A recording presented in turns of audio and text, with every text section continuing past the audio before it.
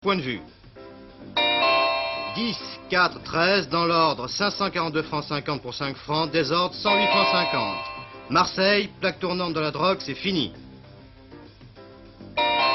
Carter doit choisir ou lutter contre l'inflation ou le chômage, c'est notre dossier.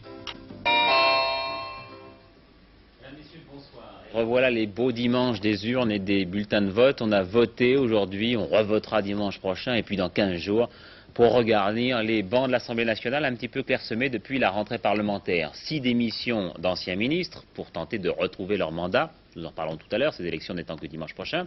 Et puis d'abord, aujourd'hui, cet autre siège vacant, celui du docteur Simon, un giscardien qui avait fait grosse impression dans sa circonscription de Haute-Loire.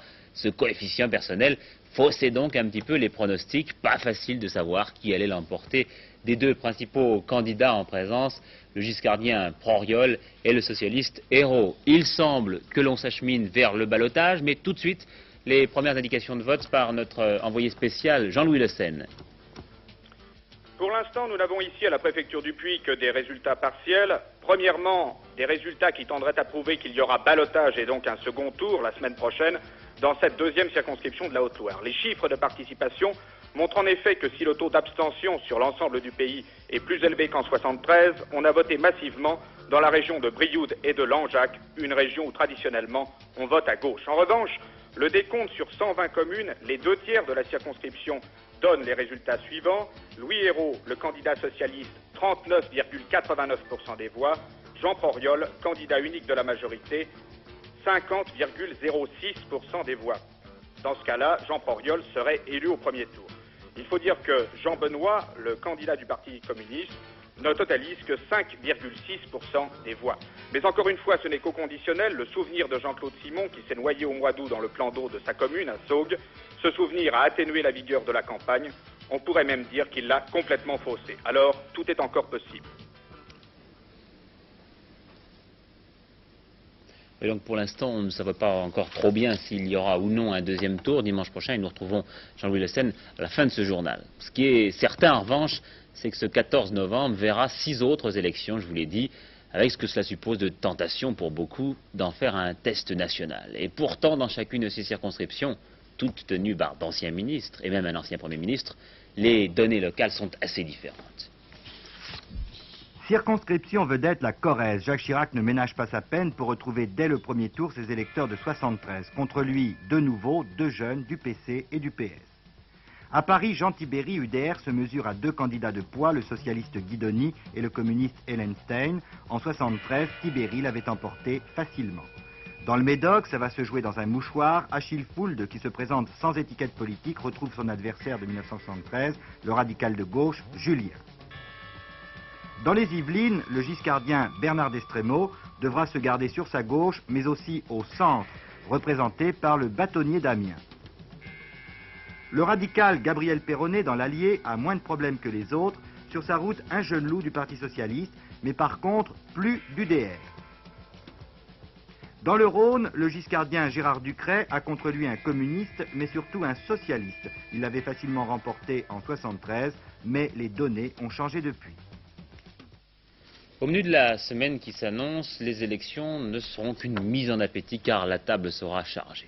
D'abord, des rapports difficiles entre le gouvernement et les syndicats partisans de la politique contractuelle, car bientôt on va commencer à parler négociations de salaire pour 77.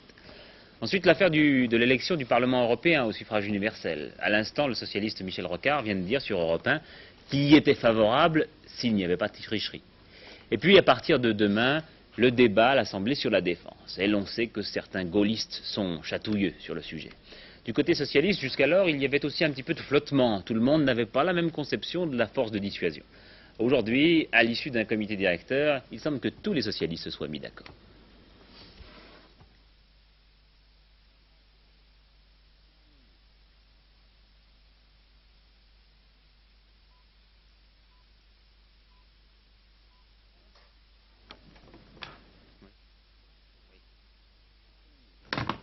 Je suis désolé pour ce petit incident technique qui a privé le son de Charles Hernu. Nous allons essayer de le repasser tout à l'heure. Hier soir, j'avais évoqué d'un mot cette grosse affaire de fraude fiscale que l'on venait de rendre publique à Toulon. Je vous rappelle le scandale qui met en cause la plus importante agence immobilière de la région, l'agence Mollard. Par des jeux d'écriture, le directeur de l'agence avait dissimulé 3 millions en 3 ans. Il n'était pas le seul, il avait fait profiter de la combine 1500 de ses clients qui, eux, avaient globalement soustrait au fisc 50 millions de francs. Ça paraît choquant, mais c'est aussi plus fréquent qu'on le croit, car parmi tous ces clients, il y avait tous les âges, toutes les régions, toutes les conditions. Au cours des 3 dernières années, c'est finalement une somme de 5 milliards de centimes qui a échappé à ce qu'on appelle parfois la curiosité du fisc. Étonnant, non? En réalité, le petit cahier d'écolier de M. Roger Mollard révèle 2 choses, outre bien entendu les qualités d'ordre et de précision, à défaut d'honnêteté, de l'agent immobilier de Toulon. 2 choses donc. D'abord, la masse énorme de capitaux qui semble virevolter discrètement d'un gousset à l'autre sans que le fisc puisse y voir quelque chose. La manœuvre apparaît tellement facile. Finalement, ils ont peut-être raison, les inspecteurs des impôts, lorsqu'ils se plaignent d'être trop peu nombreux pour faire leur travail en profondeur et surtout la tête tranquille. Deuxième chose, 1500 noms en 3 ans, c'est une étude intéressante de la société française. C'est d'ailleurs le chiffre sur lequel s'appuient généralement les sondages, et je ne suis pas loin de croire que la liste de ce monsieur Mollard ne représente pas un panel, un éventail tout aussi significatif. Tout cela pour dire que la fraude ne nous choque pas tellement, nous Français, du moins jusqu'ici. Soyons francs. Quel est celui d'entre nous qui n'a pas eu la tentation et la possibilité d'y céder sans que n'apparaisse à l'esprit la réalité de la fraude, c'est-à-dire à tout le moins ce qui simplement nous révolte dans les manœuvres de certains ou dans la fortune d'autres. D'ailleurs, ce début de tolérance pour soi-même, on l'appelle parfois avec un clin d'œil le système D. Bien sûr, la fraude est une pratique aussi vieille que le monde, elle n'est pas la seule d'ailleurs, mais ces séquelles ne peuvent être soignées que par un traitement politique, à condition que le régime, quelles que soient les fièvres, quels que soient les abcès, quel que soit le qu'en dira-t-on, à condition que le régime soit suivi jusqu'au bout. Encore une fois, pardon pour l'incident technique de tout à l'heure, je crois que maintenant tout est remis dans l'ordre. Voici donc Charles Herlu qui nous donne les conceptions du Parti socialiste sur la dissuasion. Et effectivement, il y a eu sur la défense, la sécurité de la France, la dissuasion nucléaire, une très large convergence. Nous avons aujourd'hui une appréciation réaliste de la situation. Il y a eu évolution. Il y a donc une évolution, mais cette évolution n'est pas seulement celle de nos esprits, elle est l'évolution des techniques dans le monde, elle est l'évolution de la dissuasion nucléaire, et elle est le constat de la prolifération des armes nucléaires dans le monde. Est-ce que l'évolution de vos positions ne va pas vous amener à modifier le programme commun? Ça devrait amener normalement à l'actualiser si nos partenaires en sont d'accord. J'ai vu que le mouvement des radicaux de gauche avait pris des positions voisines des nôtres. Et quant au Parti communiste, Georges Marchais, chez vous même, a dit que qu'ils étaient en réflexion, en recherche. C'est une chose positive. Est-ce qu'en matière de service militaire, vous êtes d'accord avec certaines théories du moment qui tendent à dire qu'il faut le supprimer? Pas du tout. Pas du tout. Nous sommes pour le maintien de la conscription, certes un service plus raccourci, certes peut-être moins d'effectifs pléthoriques. Vous savez que sur un budget de 60 milliards, 8 milliards seulement sont consacrés à la dissuasion nucléaire, et ce qui coûte cher sont les hommes. Il faut s'y habituer, mais en URSS, la révolution d'octobre se fête en novembre, un décalage né de l'ancien calendrier russe. 59e anniversaire donc de la révolution de 1917, à l'occasion duquel on est un petit peu frappé par le changement de ton à l'égard de la Chine. Pour la première fois depuis bien longtemps, Pékin n'a pas été directement attaqué. Grand jour donc pour l'armée rouge. Avec le 1er mai, c'est pour elle l'occasion de faire étalage d'une imposante démonstration de force. Dès 10 heures ce matin commençait le défilé traditionnel sur la place rouge à Moscou, à l'occasion donc du 59e anniversaire de la révolution d'octobre.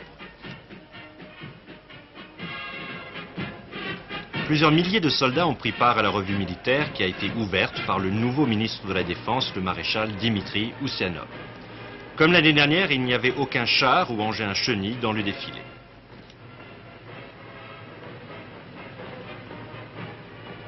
Sur l'estrade dressée auprès de la muraille du Kremlin, Léonid Brejnev, Alexis Kosygin, Nicolas Podgorny, Mikhail Suslov. Les attachés militaires occidentaux ont remarqué le dernier né des missiles soviétiques, le SA-8, destiné à défense antiaérienne à basse altitude. Après les militaires, les représentants des travailleurs de la capitale soviétique ont défilé pendant 1 heure. Comme chaque année, on notait des portraits géants de Marx, Engels, Lénine, ainsi que de Léonid Brejnev et des membres du Politburo. Ça y est, on peut dire aujourd'hui que Jimmy Carter est un peu plus qu'hier président de tous les États-Unis. Il a changé de quartier général. Il a quitté sa région mascotte, sa région cacahuète, la Géorgie. Il l'a quitté, paradoxe, à bord de l'avion du président Ford. Ce qui illustre assez bien les ambiguïtés d'un système où pendant 2 mois, les Américains se donnent le luxe d'avoir 2 présidents jusqu'à l'investiture officielle de janvier. Mais vous allez le voir, ce sera difficile de confondre l'un avec l'autre tant Jimmy Carter paraissait décontracté aujourd'hui. En manche de chemise, chaussures de marche à la main, Jimmy Carter a effectué son premier vol à bord d'un avion de la flotte présidentielle. Et pas n'importe quel avion, c'est à bord de ce Boeing 707 que le corps du président Kennedy fut ramené à Washington, que le président Johnson prêta serment, que le président Nixon effectua sa visite historique en Chine. L'avion de Jerry Ford aussi, Jimmy Carter a pu admirer des photos de celui qu'il remplacera le 20 janvier prochain.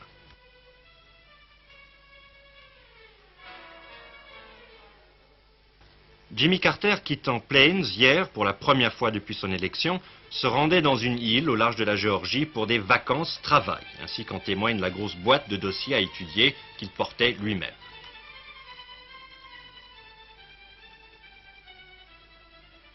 Dans l'île de St. Simons, Jimmy Carter espère profiter de ces quelques jours de repos pour faire le point sur les problèmes de la passation de pouvoir. Il a affirmé vouloir harmoniser son programme de gouvernement avec la politique poursuivie jusqu'à maintenant par le président Ford.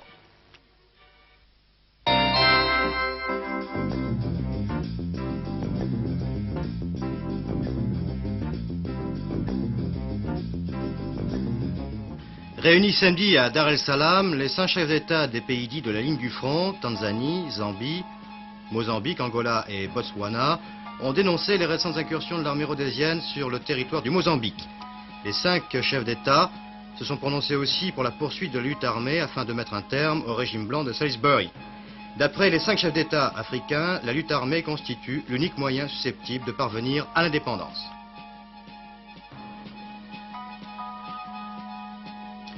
Une bombe a explosé à l'intérieur d'un pub dans la banlieue de Belfast. 20 personnes ont été blessées, dont 2 très grièvement. L'engin avait été placé par un inconnu et alors que le pub était plein, sous le comptoir de l'établissement. Le souffle très violent de l'explosion a endommagé plusieurs maisons aux alentours du pub. D'autre part, une jeune protestante a été grièvement blessée au cours d'une fusillade qui a éclaté en fin de soirée dans le centre de Belfast.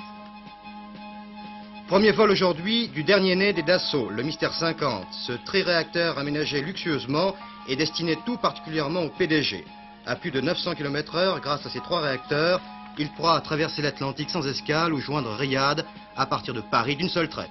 Le 50 peut parcourir 5600 km, avec 45 minutes de réserve en cas d'atterrissage difficile, exactement comme les jets commerciaux. Le Mystère 50 est la suite logique de la série des Falcon 10 et 20. Sandro Munari sur Lancia Strato, vainqueur du 20e Tour de Corse automobile, devant Bernard Darniche, lui aussi sur Strato et à 17 secondes. 87 concurrents étaient au départ samedi à 13 h à Bastia, 17 seulement ont franchi la ligne d'arrivée cet après-midi dans cette même ville. Déjà difficile, cette épreuve a été rendue encore plus éprouvante par les organisateurs qui ont ajouté cette année plusieurs secteurs spéciaux. Avec ses 2 premières places, Lancia est sacré champion du monde des marques de rallye. Des parlementaires américains aujourd'hui à Marseille, des policiers américains et canadiens avant-hier toujours à Marseille, tout cela pour aller renifler un peu un phénomène qui inquiète grandement de l'autre côté de l'Atlantique, la drogue, qui inquiète aussi les Français car on y a constaté une recrudescence de la consommation d'héroïne pure. Mais ce n'est pas là la découverte dont on parlera le plus. Le nouveau phénomène, c'est que la filière française, ce que l'on appelait la French Connection, a disparu. Bien combattue ces derniers temps par les policiers, elle est remplacée aujourd'hui par d'autres routes de la drogue au Mexique et en Extrême-Orient. Est-ce que vous êtes encore préoccupé par ce que l'on a appelé la French Connection? I'd like to say that the French Connection J'aimerais dire que la filière française has been broken. a été complètement détruite. The existence of heroin with a source signature of France does not exist in the United States. Et que de l'héroïne provenant d'Europe et de France n'existe plus aux États-Unis. Plus de French Connection, soit. Mais depuis un an, 2 nouvelles filières. L'une au Mexique, l'autre dans le sud-est asiatique. Et pour l'instant, 70% de l'héroïne consommée aux États-Unis provient du Mexique. Là-bas, on cultive le pavot sur des milliers d'hectares, on le raffine, et certaines villes comptent jusqu'à 100 laboratoires clandestins. government of Mexico dedicated a program of spraying the poppy fields with a common herbicide. Le gouvernement du Mexique a mis au point un programme de défoliation, disons, des champs de pavots par hélicoptère grâce à des herbicides. And 25,000 fields have been destroyed already this year. Et 25 000 champs de cultures illicites ont été détruits déjà cette année. This also was not done easily because the government Mais ça n'a has pas été lost facile, 16 16 policiers ont été soldiers' tués. lives in this effort. Les policiers ne l'avouent point, mais la pression politique des Américains au Mexique a pesé lourd dans la lutte contre les trafiquants. Mais c'est tout différent en Thaïlande et en Malaisie. D'abord parce qu'il y a quelquefois collusion entre le pouvoir politique et les trafiquants. Ensuite parce que pour les paysans thaïlandais, le pavot est depuis longtemps la culture la plus rentable. Alors, Américains et Français veulent s'adresser à l'ONU.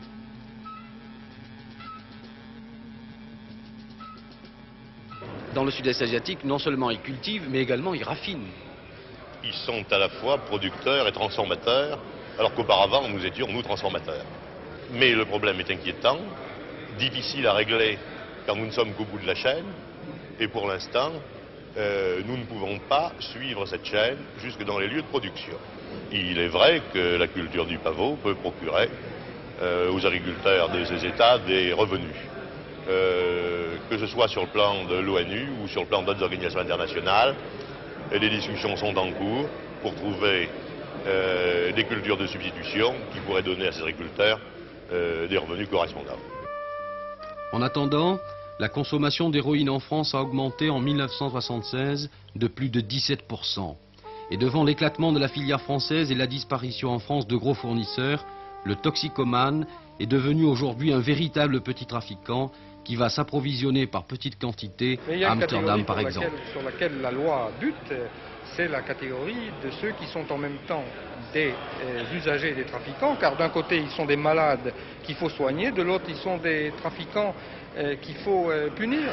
Et entre les deux, on ne trouve pas de solution, car ou bien on les envoie en prison et on les élimine en tant que trafiquants, mais on ne les soigne pas en tant que malades, ou bien on les laisse, on essaie de les soigner à l'extérieur, mais ils constituent des points de contagion, de dissémination de la drogue tout autour d'eux. Donc pour l'instant, on n'a pas trouvé de solution satisfaisante. Pas de solution satisfaisante pour les petits trafiquants, des filières nouvelles et plus lointaines, des milliers de toxicomanes devenus de tout petits trafiquants. Une lutte donc plus difficile pour les policiers qui prévoient à court terme en France une augmentation importante de la consommation d'héroïne. Hécatombe autour de Corse, on vous l'a dit, hécatombe aussi dans le tiercé d'Auteuil aujourd'hui, mais pas dans les mêmes proportions. Sur les 13 chevaux qui ont pris le départ, 8 seulement étaient à l'arrivée. Il faut dire que la course était très longue, 5500 mètres, que c'était un triple chase, que le terrain était lourd. C'était donc une course d'élimination. Résultat à l'arrivée, Tofano devant le Pompier et Double Talk, autrement dit le 10, le 4 et le 13. Pour aborder pour la première fois la rivière des Tribunes, le peloton du Prilège Jousselin est emmené par le 6 Toronja et le 5 Montpetio. Les 13 chevaux font un sans faute parfait. Au début de la ligne d'en face, et en abordant le gros Open Ditch, Toronja a toujours l'avantage, mais Montpetio va tomber. À la fin du premier tour, Toronja, la concurrente allemande, mène toujours devant Tofano, le Pompier et Piomares. Le reste du peloton est bien groupé. Pour sauter pour la seconde fois la rivière des Tribunes, Tofano, casaque blanche, toque rouge, a rejoint au commandement Toronja. De nouveau, un bond superbe de ses deux concurrents. Mais la principale difficulté du parcours, l'obstacle le plus redouté de tous, le juge de paix, va être abordé dans cet ordre. Tofano, Toronja, le Pompier et Nemrodi. Après ce saut, il ne reste plus que 8 concurrents en course. C'est l'instant précis où Toronja, qui a mené depuis le départ, craque complètement. Elle laisse partir ses adversaires. Dans le dernier tournant, Tofano, à droite de l'écran, prend un léger avantage devant le Pompier au centre et Nimrodi à l'extérieur. La dernière raie va être franchie. Tofano, avantagé par le terrain lourd, se débarrasse facilement de son dernier adversaire sérieux, le Pompier. Pour la troisième place, c'est finalement Double Talk qui dans les derniers mètres rejoint et dépasse même Nimrodi. Le tiercé gagnant, le 10, le 4 et le 13.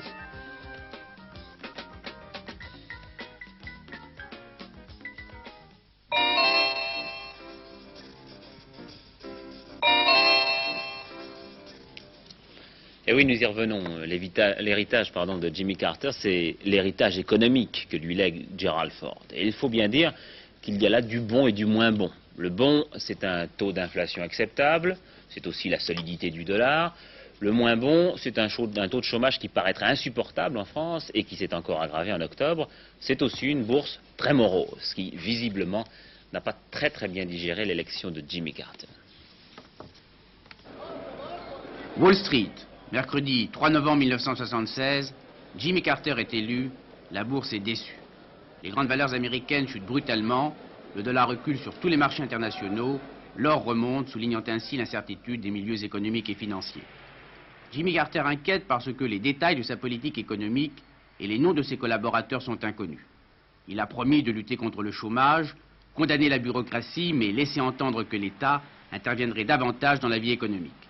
Aujourd'hui, la bourse se porte mieux, les patrons américains se disent prêts à collaborer avec la nouvelle administration, mais l'incertitude demeure.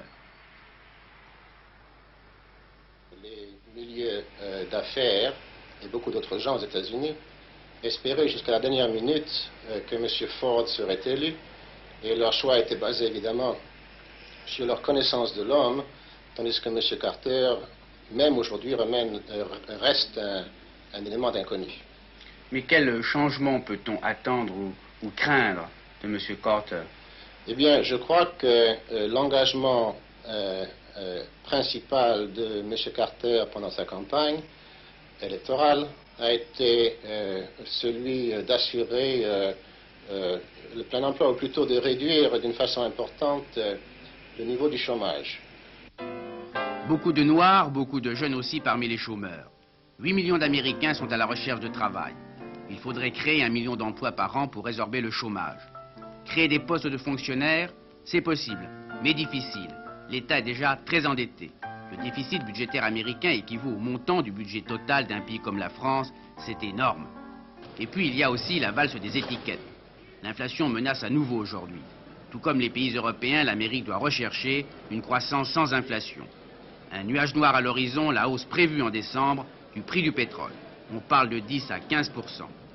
Chômage, déficit budgétaire, inflation, tels sont 3 des problèmes essentiels de l'économie américaine. Ford laisse une situation assainie, mais Jimmy Carter devra faire preuve de rigueur. C'est à ce prix que l'Amérique pourra poursuivre sa croissance en 1977. Il est certain que les républicains passent pour économes et que les démocrates passent pour dépensiers. Si Carter est fidèle à la tradition, il devrait pousser les feux de l'économie américaine avec le risque de voir réapparaître un taux d'inflation comparable à celui de 1974. À mon sens, il ne sera pas conforme à la tradition. Tout d'abord parce que les Américains savent aujourd'hui ce qu'est l'inflation. Ils en connaissent les risques et je ne crois pas qu'un gouvernement américain, serait-il démocrate, puisse prendre le risque de se présenter comme un gouvernement inflationniste. Dans l'industrie automobile, on regarde d'un mauvais œil l'arrivée des voitures européennes et japonaises. On accuse notamment les Européens de casser leurs prix pour mieux vendre aux États-Unis. Bref, industriels et syndicats réclament à l'État une protection. C'est vrai également dans l'acier et dans l'alimentation, par exemple. Les importations étrangères ôtent de l'activité aux entreprises américaines. Elles sont une des causes de chômage, plaident les défenseurs du protectionnisme commercial. Alors de Tokyo à Bonn, de Londres à Bruxelles, on craint que pour assurer sa croissance et faire diminuer son chômage, l'Amérique devienne plus sévère à l'égard des produits étrangers, alors que tout le monde cherche à exporter. La tradition démocrate est une tradition beaucoup plus mondialiste que celle des républicains. Par conséquent, il faut espérer qu'il y aura dans cette politique nouvelle une certaine logique. On voit mal comment le président des États-Unis pourrait avoir une vue politique mondiale et se replier sur une politique économique à caractère purement régional. Les Américains ont choisi un homme nouveau pour la Maison-Blanche. Qu'a-t-il derrière le sourire de Jimmy Carter? On ne sait pas encore. Mais sa réussite personnelle et financière a de quoi séduire dans un pays qui a toujours admiré les hommes qui se sont faits tout seuls. Voilà, comme promis, nous retournons tout de suite en Haute-Loire où l'on votait. Je vous le rappelle, Jean-Louis Le Senne n'a toujours pas les résultats définitifs complets de cette législative partielle. Il a quand même de nouvelles indications de vote. Comme je vous le disais au début du journal, la lutte est très serrée ici au Puy. Nous n'avons toujours pas les résultats globaux de cette élection partielle. Le score de Jean Proriol a légèrement diminué par rapport à tout à l'heure. Pour 140 communes sur 180, Louis Hérault, le candidat socialiste, obtient 40,9% des suffrages. Jean Proriol, le candidat unique de la majorité, 48% des voix seulement. 48%. Si cette tendance se confirme, il y aura donc un second tour la semaine prochaine dans cette deuxième circonscription de la Haute-Loire. Résultat définitif, de toute façon, dans notre dernier journal avec Patrick Clément. Avant de prendre congé de vous, je vous rappelle cette information que nous donnait le service des sports dans Stade 2, juste avant le journal. L'URSS est exclue de la Coupe Davis pour 77, à la suite du refus des Soviétiques de rencontrer le Chili cette année pour des raisons politiques. Un petit mot du temps maintenant, nous ne sommes pas gâtés, c'est toujours un vrai temps de novembre. Une nouvelle zone pluvieuse abordera, vous le voyez, l'ouest le matin, puis tout le reste du pays l'après-midi. Fin de ce journal, au nom de tous ceux qui ont contribué à sa préparation et à sa réalisation, je vous souhaite à tous une très bonne soirée. Tout de suite, le rappel des titres. Bonsoir.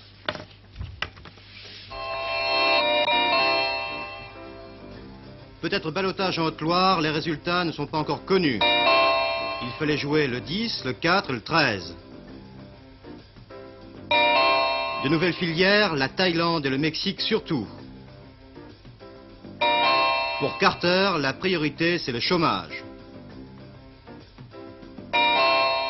Dernier journal à 23h40.